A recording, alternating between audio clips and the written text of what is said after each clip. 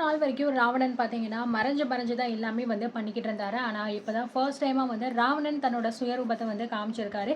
ஆனா, யார்கிட்டன்னு பார்த்தீங்கன்னா, நம்ம சக்தி ஜனனி கிட்ட. ஸோ இவங்க கிட்ட காமிச்சு என்ன பண்ண போறான்னு தெரியல. ஆனா, உண்மைய சொல்லணும் அப்படின்னா, இந்த ராவணன் கிட்ட இருந்து இந்த குடும்பத்த எப்படி இவங்க காப்பாத்த போறாங்க? இதுதான் வந்து ஒரு பெரிய விஷயமா வந்து இருக்குதுங்க. ஸோ இப்போ நம்ம அ ஆதி குணசேகரன் வந்து இந்த கட்டு கட்ட போற விஷயத்தினால வந்து சாமி அப்படி இப்படின்னு சொல்லிட்டு பார்த்தீங்கன்னா, பூஜை வேலையில இறங்கிட்டாரு. அண்ட் ராவணன் வந்து இதுதான் வந்து ரைட் டைம் அப்படின்னு நினைச்சு பார்த்தீங்கன்னா, இவங்க குடும்பத்த ஒட்டுமொத்தமா நம்ம பழி வாங்கியே ஆகணும் அப்படிங்கிற மாரி சொல்லியிருப்பாரு. அதே மாதிரி நம்ம ராவணன் வந்து ஆதி குணசேகரன் கிட்ட அந்த கண்ணதாசன நான் வந்து முடிச்சுட்டேன் அப்படிங்கிற மாரி சொல்லியிருப்பாரு. ஆனா அது உண்மையா பொய்யான்னு தெரியல. ஸோ இதுக்கு முன்னாடி நம்ம ஜனனி பேசுறத வந்து அந்த லக்ஷ்மண் கேட்டுட்டு, ஸோ அவன் வந்து அந்த கண்ணதாசன் எல்லாம் போய் பார்க்கல போல இருக்கு. அதனால வந்து பார்த்தீங்கன்னா, அந்த கண்ணதாசனோட சாப்டரே ஓவர் அப்படிங்கிற மாரி சொல்லி நம்ம ராவணன் வந்து விட்டுருப்பாரு. பட் ஆனா குணசேகரன் கிட்ட இந்த மாரி சொல்லுவாரு. ஆனா அது வந்து உண்மையா, பொய்யா அப்படிங்கிறது தெரியல. அது இதுக்கப்புறம் தான் நடக்கும்போது என்ன விஷயம் அப்படிங்கிறது கிளியரா தெரியும். ஸோ சின்ன வயசுல பார்த்தீங்கன்னா, அந்த மாரி ராவணனோட அம்மா கொன்னது வந்து பார்த்தீங்கன்னா குணசேகரன். ஆனா, அந்த சின்ன பையன் தான் இந்த ராவணன் அப்படிங்கிறது குணசேகரனுக்கு இன்னும் தெரியாது. ஆனா, நம்ம சக்தி, ஜனனி இவங்க 2 பேருக்கும் நல்லா தெரியும். அந்த ராணா அப்படிங்கிற அந்த சின்ன பையன் தான் இப்ப ராவணனா வந்து வளர்ந்து நிக்கிறான். இந்த குடும்பத்த ஒட்டுமொத்தமா அடியோட அழிக்கணும். சின்ன வயசுல பார்த்தீங்கன்னா, தன்னோட அம்மாவ கத்தியால குத்தி கொன்ன இந்த குணசேகரன் குடும்பத்த ஒட்டுமொத்தமா அழிக்கணும் அப்படிங்கிறது மட்டும் தான் அவனோட பிளான். ஸோ அதுக்காக தான் நல்லவன் மாரி வேஷம் போட்டு இந்த வீட்டுக்குள்ள வந்து ஸோ அவன் நெனச்ச விஷயங்கள் எல்லாத்தையுமே பண்ணிக்கிட்டு இருக்கான். இந்த குணசேகரன் பார்த்தீங்கன்னா, இப்போ வந்து ஃபுல் அண்ட் ஃபுல் அவன் பேசுற பேச்சுக்கு அடிமை அப்படின்னு மாரி தான் சொல்ல முடியுங்க. ஏன்னா, எல்லா விஷயத்தையுமே வந்து அவன் சொல்ற ஒண்ணு கூட வந்து விடாம சரி, சரின்னு கேட்டுட்டு, இப்போ பார்த்தீங்கன்னா, நம்ம கதிருக்கு பிசினஸ் வந்து ஆரம்பிச்சு குடுத்துருக்கான். ஆனா, ஆரம்பிச்சு குடுத்ததோட சரி, அதுக்கப்புறம் இந்த கதிர் வந்து போகவே மாட்டேங்கிறான். வீட்டுக்குள்ள தான் உட்காந்துக்கிட்டு இருக்கான். இன்னொரு பக்கம் ஞானத்துக்கு பிசினஸ் ஆரம்பிச்சு குடுக்கல. அதுக்குள்ள இந்த மாதிரி வந்து கோயில் சம்மந்தப்பட்ட வேலை அப்படிங்கிற மாரி குணசேகரன் சொன்னதுனால, நம்ம ஞானம் ரொம்பவே கோவத்துல இருந்தாரு. பட் ஆனா வீட்ல வந்து இப்போதைக்கு குணசேகரன் இத தவிர யாருமே இந்த வீட்ல வேற எதுவுமே பேசவே கூடாது. இந்த 7 நாள் வரைக்கும். 7 நாள் வரைக்கும் பார்த்தீங்கன்னா, வீட்ல பூஜை எல்லாமே கரெக்ட்டா பண்ணணும். ஸோ எல்லாருமே சுத்தபத்தமா இருக்கணும். இத தவிர இந்த வீட்ல வேற பேச்சுக்கே இடம் கிடையாது அப்படிங்கிற மாரி சொன்னதுனால, நம்ம ஞானத்துக்கு என்ன பண்றதுன்னே வந்து தெரியல. என்னடா நமக்கு ஒரு பிசினஸ் ஆரம்பிச்சு குடுக்குறேன் அப்படின்னு சொன்னவங்க கூட எதுவும் சொல்லலையே அப்படிங்கிற மாரி நெனச்சு, சரி இத நம்ம குணசேகரன் கிட்ட பேசினா வந்து சரிப்பட்டு வராது. டைரக்ட்டா நம்ம ராவணன் கிட்டயே பேசிக்கலாம் அப்படிங்கிற மாரி இந்த ஞானம் வந்து நெனைக்கிறாரு. ஸோ நம்ம வீட்ல பார்த்தீங்க அப்படின்னா, குணசேகரன் வந்து பூஜை பண்ணிட்டு எல்லாருக்குமே வந்து தீர்த்தம் குடுக்குறாரு. எல்லாருக்குமே குடுத்து முடிச்சதுக்கப்புறம், ஜனனி வந்து எனக்கும் குடுங்க அப்படிங்கிற மாரி வந்து கேட்கும்போது, ஆனா இங்க வந்து கரெக்ட்டா அந்த ஆள் வந்து பண்ற விஷயம் நல்லா தெரியுதுங்க. ஜனனி கிட்ட அந்த தீர்த்தத்த குடுக்கும்போது, அவனே வந்து பார்த்தீங்கன்னா, அப்படியே கை தவறி கீழ போடுற மாரி வந்து போடுறான். இந்த விஷயம் அப்படியே பார்க்கும்போது அவ்ளோ அப்பட்டமா தெரியுது, நடிக்கிறேன் அப்படின்னு சொல்லிட்டு. ஆனா உடனே வந்து கீழ விழுந்தோனே பார்த்தீங்கன்னா, எல்லாருமே பயங்கரமா ஷாக் ஆகுறாங்க. நம்ம குணசேகரன் உடனே வந்து இவளால தான் இந்த குடும்பத்துக்கு இந்த பிரச்சனையே வரப்போகுது. இந்த அந்த சாமிய பார்த்தீங்க அப்படின்னா, ஏதோ தப்பு நடக்க போகுது அப்படிங்கிறது நல்லாவே காட்டிக் குடுக்குறாரு. அப்படிங்கிற மாரி வந்து சொல்றாங்க. ஸோ நம்ம ஜனனி வந்து இவ்ளோ பேருக்கு நல்லா தான் குடுத்தீங்க. ஆனா என்கிட்ட வந்து குடுக்கும்போது கை தவறி நீங்க கீழ போட்டுட்டீங்க அப்படின்னு சொல்லும்போது, ஏய் இங்க பாரு இதெல்லாம் வந்து சாமி பண்ற விஷயம்.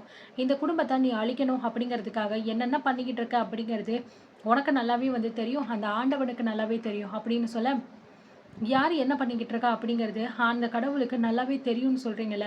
கூடிய சீக்கிரத்தில அத நீங்களே உங்க கண்ணால பார்ப்பீங்க.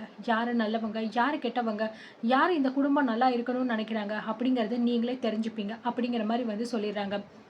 ஸோ, இதனால பார்த்தீங்கன்னா, இந்த மாரி அந்த செம்பு வந்து கீழ தவறுன விஷயம் வந்து ரொம்பவே அபசகுனமா நம்ம குணசேகரன் வந்து கருதுறாரு. இதனால வீட்டுக்குள்ள இன்னும் பலவிதமான பிரச்சனைகள் வந்துருமோ! அப்படிங்கிற ஒரு பயம் மனசுக்குள்ள வந்துருது. பிளஸ் அது மட்டும் கிடையாது. இப்போ குணசேகரனோட கேஸ் வந்து பார்த்தீங்கன்னா, ஹியரிங் வேற வரப்போகுது. அந்த ஹியரிங்ல அவனுக்கு என்ன மாதிரியான விஷயம் நடக்க போகுது? பெயில் வந்து கிடைச்சிருமா? பிளஸ் பார்த்தீங்கன்னா, இந்த கேஸே முடிஞ்சிருமா? இல்ல தண்டனை கிடைக்க போதா? ஏற்கனவே வந்து ஈஸ்வரிய வந்து ரொம்பவே கொடூரமா தாக்கி கொலை பண்ண முயற்சி பண்ணதுக்காக தான் இந்த கேஸே நம்ம ஜனனி போட்டிருப்பாங்க. ஸோ பண்ண தப்புக்கான தண்டனைய மட்டும் நீங்க அனுபவிச்சு தான் ஆகணும் அப்படிங்கிறது மட்டும் தான் ஜனனியோட நோக்கமே. அதுதான் வந்து பண்ணிக்கிட்டு இருக்காங்க. மத்தபடி இந்த குடும்பத்த அழிக்கணும் அப்படிங்கிறதுலாம் அவளோட நோக்கமே வந்து கிடையாது.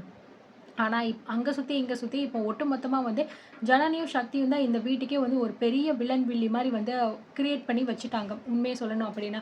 இந்த கதிர், ஞானம் இவங்க 2 பேருமே பார்த்தீங்கன்னா, பொண்டாட்டிங்கள கொஞ்சம் கூட மதிக்காம அப்படி இருந்தாங்க. ஆனா, இப்போ இந்த குணசேகரன் சொல்லிட்டான் அப்படிங்கிற ஒரே காரணத்துக்காக தன்ன வந்து ரொம்ப நல்லவனா காமிச்சுட்டு எல்லார்கிட்டயுமே நடிச்சுக்கிட்டு இருக்காங்க. இப்பயும் அது வந்து வெறும் நடிப்பு தானா? இல்ல உண்மையா அவங்க மாறிட்டாங்களா? அப்படிங்கிறது வந்து தெரியல. ஸோ இப்படியே வந்து போய்க்கிட்டு இருக்கு ஒரு பக்கம். இன்னொரு பக்கம் ஞானத்துக்கு பார்த்தீங்கன்னா, அவனுக்கு தன்னோட பிரச்சனை. எப்படா நமக்கு இத ஆரம்பிச்சு குடுப்பாங்க அப்படின்னு சொல்லிட்டு, ஸோ ராவணன் பார்த்தீங்க அப்படின்னா வெளியில நின்னு யோசிச்சுக்கிட்டு இருக்காரு. இந்த குடும்பத்த நம்ம என்ன பண்ணலாம்? எப்படி வந்து இவங்கள நம்ம வழிக்கு கொண்டு வர்றது? ஏற்கனவே ஆல்மோஸ்ட் பார்த்தீங்கன்னா, இந்த குணசேகரன் வந்து நம்ம பேசுற பேச்சு எல்லாத்துக்குமே தலையாட்ட ஆரம்பிச்சுட்டாரு. இது ஒண்ணே நமக்கு போதும். ஈஸியா நம்ம இந்த குடும்பத்த பழி வாங்குறதுக்கு. ஆனா, அதுக்கு ஒரே ஒரு தடை இந்த ஜனனி அண்ட் சக்தி. இவங்க 2 பேரும் இந்த வீட்டுக்குள்ள இருக்காங்க. ஸோ அவங்கள நம்ம ஏதாவது பண்ணா மட்டும் தான் நம்ம நெனச்சது நடக்கும். ஏற்கனவே வந்து நம்ம சக்தி பார்த்தீங்கன்னா, அந்த மலையில இருக்கும்போது, அவன முடிக்கணும் அப்படிங்கிறதுக்காக தான் போனாரு. அதே மாரி நம்ம ஜனனி ராமேஸ்வரம் போகும்போது, அவளையுமே கொலை பண்ணணும் அப்படிங்கிறதுக்காக தான் ரவுடிகள அனுப்புனாரு. ஆனா அது 2 பிளானுமே வந்து ஃப்ளாப் ஆகி 2 பேருக்குமே எதுவுமே ஆகாம பத்திரமா வீட்டுக்கு வந்து சேர்ந்துட்டாங்க. ஸோ இதுவே ராவணனால வந்து ஏத்துக்கவே முடியல.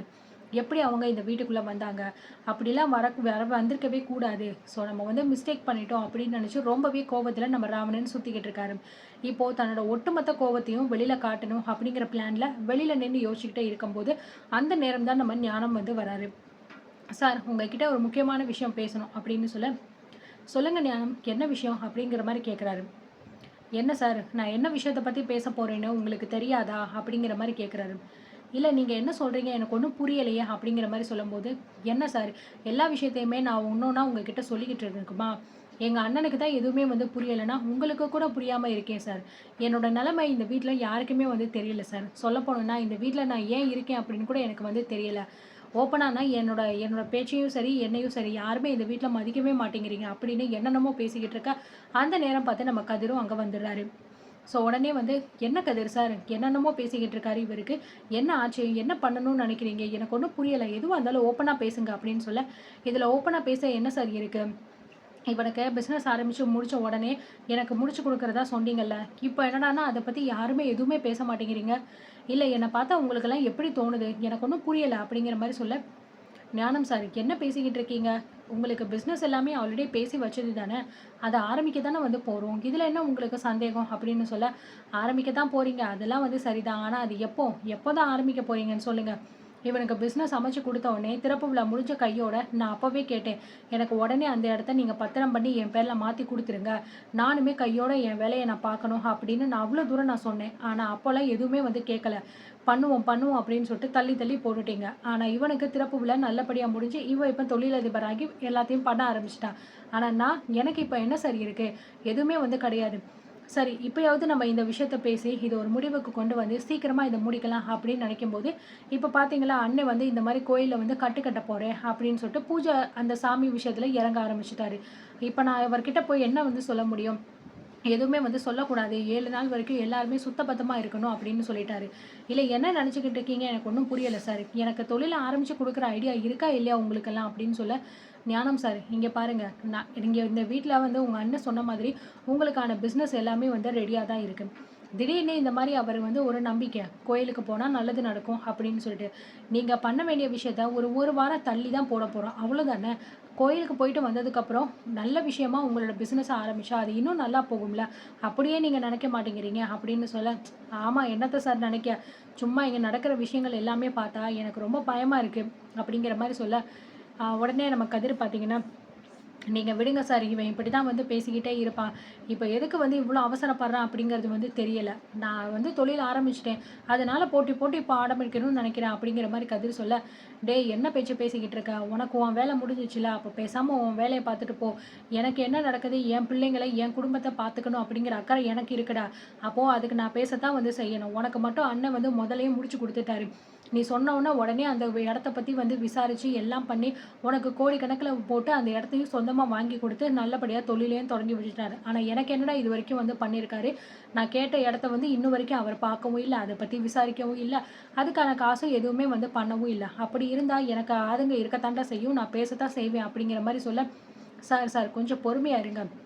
இங்க பாருங்க சார். நீங்க எத நினைக்கிறீங்களோ நீங்க அந்த வேலைய பாருங்க. குணசேகரன் சார் கிட்ட நான் பேசுறேன். இத பத்தி எவ்வளோ தூரம் பக்குவமா எடுத்து பேசி, இப்போ இருந்தே உங்க வேலைய நம்ம கொஞ்சம் கொஞ்சமா ஆரம்பிக்க ஸ்டார்ட் பண்ணலாம். ஏன்னா, இப்ப தான் நீங்க வந்து ரொம்ப டிலே ஆகுது அப்படின்னு நினைக்கிறீங்கல்ல, அப்படிங்கிற மாரி சொல்லும்போது, "ஆமா சார். எனக்கு உடனே இந்த விஷயம் நடந்தே ஆகணும். நீங்க எப்படியாவது அண்ணன் கிட்ட பேசி எனக்கு சம்மதம் வாங்கி குடுங்க. அவ்வளோதான்." அப்படிங்கிற மாரி சொல்லிறாரு. ஸோ எதுக்கு எடுத்தாலும் எல்லாத்தையுமே இந்த ராவணன் கிட்டயே போயிட்டு போயிட்டு சொல்லிக்கிட்டு இருக்காங்க. இதுவே அந்த ஆளுக்கு வந்து ஒரு பெரிய ப்ளஸ் பாயிண்ட் ஆயிருது. ஏன்னா, நம்மள கேட்காம இவங்க எதுவும் பண்ண மாட்டாங்க. சரியான முட்டா பயலுக அப்படிங்கிற மாரி அவருமே வந்து நினைக்க ஆரம்பிச்சுட்டாரு. இப்ப குணசேகரன் கிட்ட இத போய் சொன்னா அவர் என்ன சொல்ல போறாரு? அண்ட் இந்த ஆள் என்ன பண்ண போறாரு? அப்படிங்கிறது வந்து நம்ம வெயிட் பண்ணி பார்க்கலாம்.